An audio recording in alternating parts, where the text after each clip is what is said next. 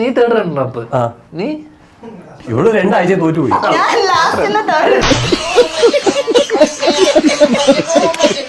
അവൻ റണ്ണറപ്പ് ആയി അടുത്ത സീസണിൽ വന്ന് പടവും പ്രൊമോട്ട് ചെയ്തിട്ട് പോയി. നീ എന്താ ചെയ്ത അവിടെ എന്നുള്ളത് നമുക്കല്ല, അതിന്റെ ചരിത്രമാണ്. തളരരുത് രാമൻകുട്ടി, തളരരുത്.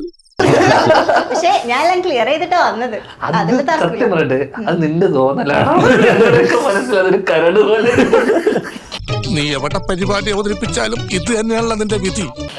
എല്ലാവർക്കും പാവം തോന്നി. ഇവിടെ സൈബർ അറ്റാക്ക് ചെയ്ത് എല്ലാവർക്കും ഇവിടെ ഇഷ്ടമായി. അറ്റാക്ക് ചെയ്ത് മടുത്തിട്ട് ഓട്ടെന്ന് വെച്ചു. ചേട്ടാ അപമാനിച്ചേ ഞാൻ പോയിക്കോട്ടെ. സത്യമാണ്, നീ അത് വിഷമിച്ചിട്ട് കാര്യമില്ല. പിന്നെ മുഖം മാറി. നീ ക്ലിയർ ചെയ്തല്ലേ, പിന്നെ എന്തിനാ നിനക്ക് വിഷമം വന്നേ? എന്റെ പൊന്നു നായിട്ട് അവരെ കരയിക്കണം. അയ്യോ, നീ വീണ്ടും ക്ലിയർ ചെയ്യണം.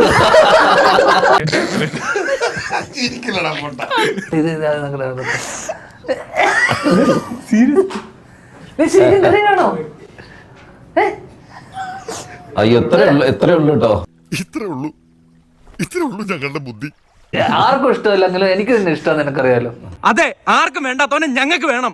ഞാൻ കളിയാക്കിയില്ലെങ്കിൽ പിന്നെ ആരെ കളിയാക്കുക തന്നെ? ഒന്നും ഇഷ്ടമല്ല തന്നെ. നമ്മളിത് ഫണ്ണായിട്ട് എടുക്കാൻ വിചാരിച്ചു.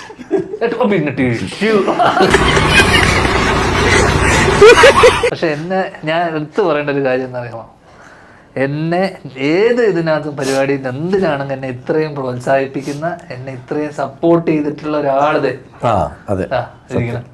അല്ലേ?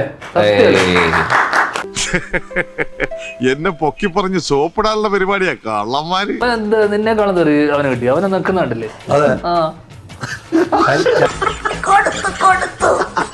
ഞാൻ ചേട്ടൻ എന്നിട്ട് പറഞ്ഞില്ലേ ഗസ്റ്റ് ആയിട്ട് വരൂന്ന്. അതാ ഞാൻ പോയി. ഞാൻ സത്യം പറയാലോ, അവൾ അവിടെ ഉള്ളതുകൊണ്ട് ഞാൻ അവളോട് പറഞ്ഞിരുന്നു ഗസ്റ്റ് ആയിട്ട് പോവാം. അപ്പൊ എന്നെ വിളിച്ചിരുന്നു ഗസ്റ്റ് ആയിട്ട് പോവാൻ. പക്ഷെ ഇവളകത്ത് പോയി ചെയ്തുകൊണ്ട് കാര്യം വെച്ച് വന്നപ്പോ ഗസ്റ്റ് ആയിട്ട് പോയാ അവിടെ നിന്നുള്ള ആൾക്കാർ എന്നെ അടിക്കുന്നു. പോയില്ല. നീ ആ കയ്യങ്ങട് തന്നെ ഒന്നിനും പ്രതികരിക്കാത്തതിന് 100-ൽ 100 മാർക്കാ നിനക്ക്. എനിക്ക് തോന്നി നീ മസ്താനിയുടെ കൂട്ടുകാരല്ലേ?